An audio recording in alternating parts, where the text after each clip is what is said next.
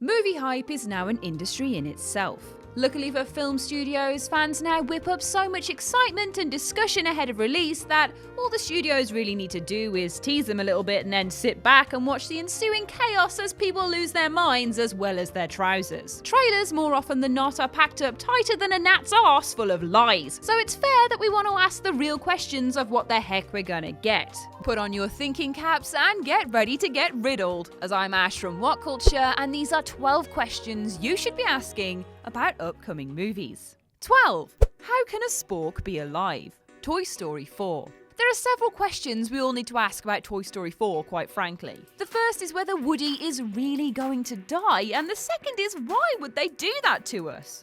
Even more pressingly, given the film's existential concerns and the introduction of a new character named Forky, a living spork, is what the hell makes a toy? Presumably, we're going to have to see an explanation that toys come to life when a child injects their imagination, but that makes no sense. If that was the case, why would toys still in the supermarket come to life? They don't have owners or anyone to play with, so the logic doesn't make sense. So how the hell can Forky be alive? It can't just be a matter of sticking eyes on something, can it?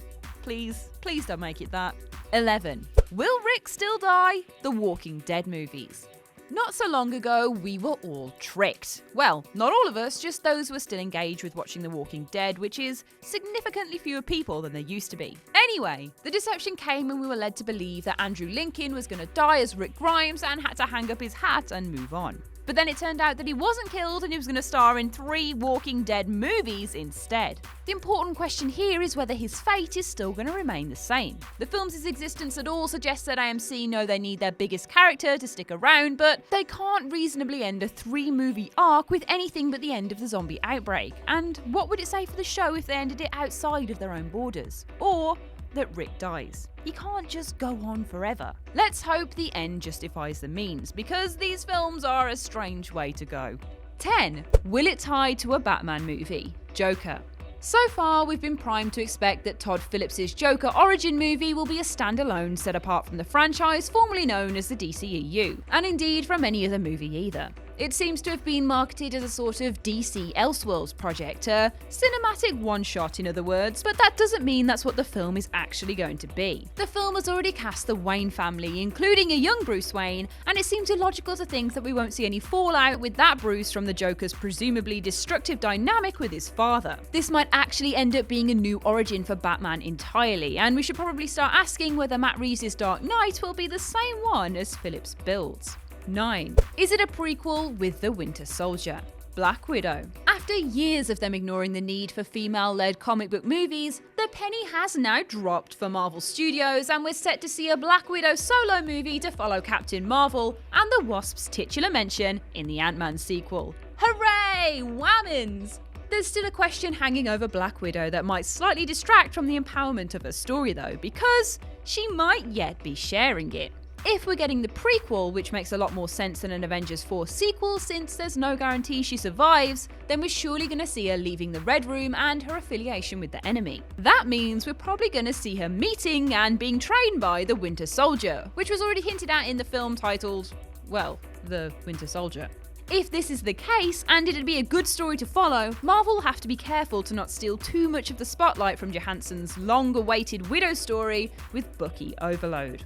8. Was Grindelwald lying? Fantastic Beasts 3. Now, obviously this has just very recently come out, so this might be treading into spoiler territory for those that don't want to hear it. If this is the case, then please skip this entry. The end of the second Fantastic Beasts movie was one of the most divisive story developments of recent years. The key twist might have escalated the tension of the story and set up more drama in the conflict between Grindelwald and Dumbledore, but it came at a cost. The reality is that the Wizarding World timeline is now in tatters, and there's no way to accept the logic of the new Dumbledore revelation without revising what we thought we knew about this universe. But what if Grindelwald was lying to Credence? Could that be why J.K. Rowling ignored her own timeline? Obviously, there'd have to be some explanation of the Phoenix, but we can probably forgive that if there's a genuine plan to use Grindelwald's evil as a means to explain the film's massive, gaping plot holes.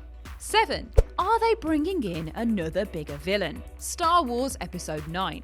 The Last Jedi arguably wrapped up too much of the story too quickly. Of course, there's plenty that will point out any of its other problems, but that climax between Kylo Ren and Rey looked too much like the climax of the whole dang movie, so for it to come 2/3 of the way in is pretty jarring. On top of that, we got confirmation that Snoke was no more than a red herring and Kylo Ren would be ascending to the role of main villain for the threequel. But with questions still around over his true drive and his alignment with the Force, that seems strange. It would make more sense for him to be answering to someone else, like his idol Darth Vader. Rumours have suggested we might see another villain added, and it's probably the best approach to join up with Ben Swolo. It's just a matter of who now. 6. How much horror is involved? Aquaman. When James Wan was hired for Aquaman, we were told he'd be bringing all of his experience as a horror filmmaker to this film. Since then, the DCEU curtains have slipped, and it really doesn't look like Aquaman is even remotely dark enough to work with horror elements as promised. Whether anyone at Warner Brothers acknowledges a conscious change of direction in that respect remains to be seen, but it seems unlikely it's going to be a dark movie.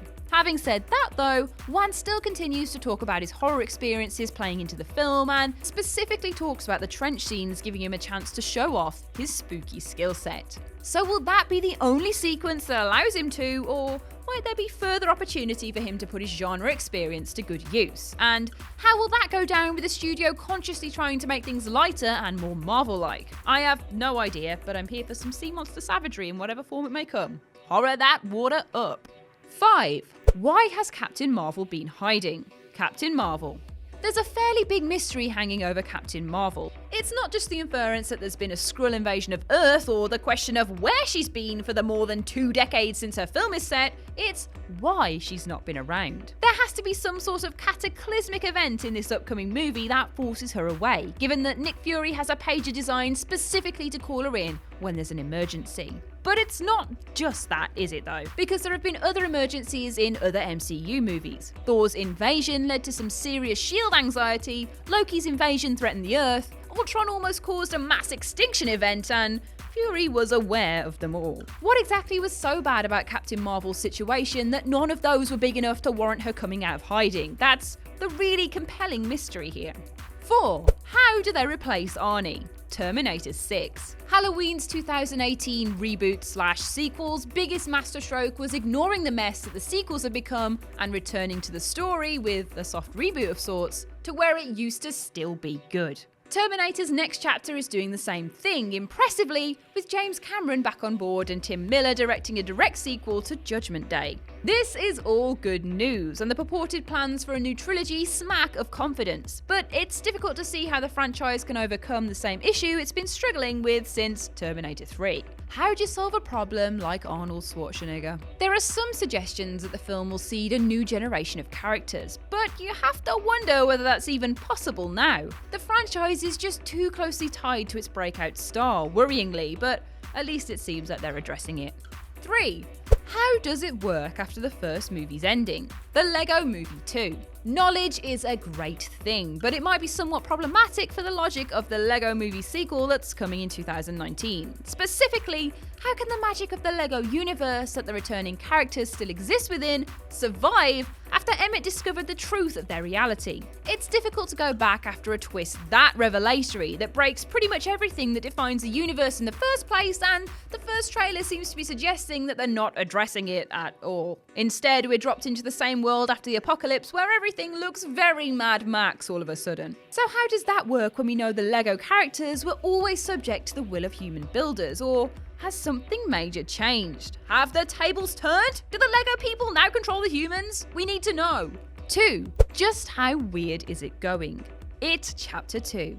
One of the best things Andy Muschietti did for the first It movie was the way he chose to adapt Stephen King's source material, focusing more tightly on the Losers Club than on the mythology of It. That allowed him to tap into the Stranger Things vibe that was selling so well at the time and meant he could avoid exploring some of the other Stranger Things in King's writing.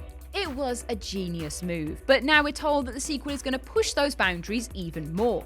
For anyone who saw the original miniseries adaptation, it's hard to not be concerned that we're going to get another awful spider crab monster moment, or that Muschietti will delve too far into the macroverse stuff that would make this an entirely different movie. Hopefully you'll find balance between pushing the envelope and faithful adaptation, but there's a careful line that has to be walked. 1. Is it setting up alternate universes? Avengers 4. Given how tightly Avengers 4 set has been locked up and how little marketing there's been for the movie as Marvel tried to protect their sequel's plot, it's been a little strange to see so many TV shows being announced for Disney's streaming service that seem to spoil the ending. With Scarlet Witch and Vision and Bucky and Falcon getting TV shows, we're basically being handed confirmation that they can't die, because there's no logical scope for them to have prequel shows together. But what if those shows are in fact following alternate dimension versions of the characters? What if that's how Marvel plan to seed and then introduce the Fantastic Four and the X-Men a little further down the line? That would make a lot more sense than simply spoiling their own movies, right?